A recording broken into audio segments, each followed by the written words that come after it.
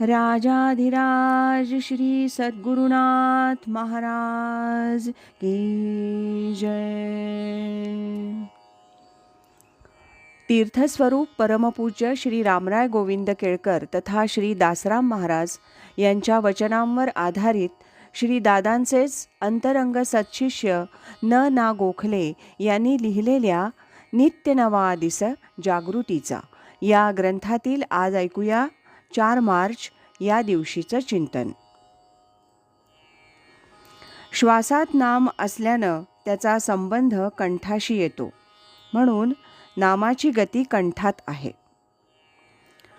कंठस्थ, कंठगत नाम हे शब्द आपण ऐकतो, वापरतो, त्याचा खोल आणि गूढ अर्थ लक्षात घेतोच असं नाही। रामनाम गती देहात प्रचिती, धरोनिया चित्ती राम केले, हे रामपाठातली ओवी आहे। ही जी नामाची गती आहे ती गती, श्वासाची गती आणि प्राणाची गती एक व्हायला पाहिजे। कंठात असलेल्या नामाच्या योगानं शिवशंकराचं विष खाली उतरू शकलं नाही आणि ते नीलकंठ झाले। हठयोगातही कंठाचा विशेष उल्लेख आहे। कंठ म्हटला गेलेल्या खळग्यात हनुवटी बसवून जालंधर बंध लागतो। नेमाच्या वेळेलाही हा अनुभव येऊ शकतो, हे आपल्या सर्वांनाच ठाऊकच आहे। मध्यमा वाचेचं हे स्थान आहे। कंठातून सुस्वर निघतो, तोंडातून नाही असं म्हटलं जातं। कोकिळकंठी असा उल्लेख आहे, कोकिळमुखी असं कुणी म्हणत नाही। कंठापर्यंत येईपर्यंत श्वासात अनुच्चारित उच्चार आहे। तिथपर्यंत शब्दाला कोणतीही उपाधी लागत नाही। तो प्रकट व्हायची वेळ आली की मग जीभ, ओठ, ताळू यांचं सहाय्य लागतं। हे आपल्या अनुभवाचं आहे।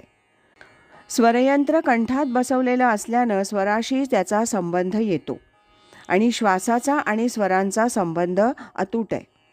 सोहम हा ध्वनी श्वासातच उमटू शकतो, तो तोंडानं घेता येत नाही। कंठस्थ असलेलं चक्र हे योगमार्गातलं असं चक्र आहे की त्यातून पलीकडे गेल्यानंतर मनुष्य परत संसारात खाली येऊ शकत नाही। तिथपर्यंत प्राण पोहोचल्यावर सुद्धा पतनाची भीती असते असं योगशास्त्र सांगतं। श्वासाचा स्पष्ट उच्चार फक्त इथेच जाणवतो आणि तेच नाम आहे। रामकृष्ण हरी किंवा इतर नामं ही त्याच्या खुणा आहेत।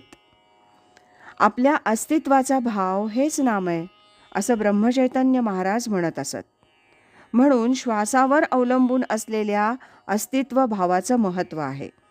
श्वास आणि त्याच्यामध्ये असलेल्या नामाचा प्रत्यय आणि अनुभव मात्र सद्गुरूंनी दाखवून दिल्याशिवाय येत नाही।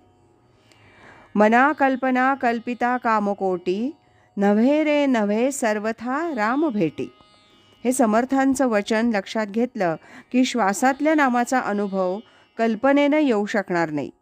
हे समजण्यासाठी गुरुकृपा आणि त्यांनी दिलेलं साधन हे करणं आपलं कर्तव्य ठरतं।